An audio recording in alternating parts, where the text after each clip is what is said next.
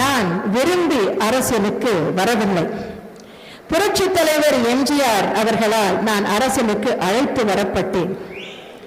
நான் கட்சியில் சேர வேண்டும் என்று விரும்பவில்லை. புரட்சி தலைவர் எம்ஜிஆர் அவர்கள் தான் என்னை கொண்டு வந்து இந்த கழகத்தில் இணைத்தார்.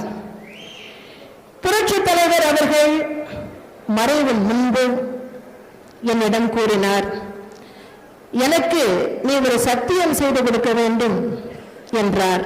என்ன என்று கேட்டேன். எனது மறைவுக்கு பிறகு எந்த காரணத்தை கொண்டும் எந்த காரணத்தை முன்னிட்டும் எவ்வளவு சோதனை வந்தாலும் எவ்வளவு துன்பம் வந்தாலும் எவ்வளவு எதிர்ப்பு வந்தாலும் நீ என் கழக தொண்டர்களை விட்டு போகக்கூடாது. என் கழக தொண்டர்களுக்கு நீ துணையாக இருக்க வேண்டும், உனக்கு அவர்கள் துணையாக இருப்பார்கள் என்று கூறினார்.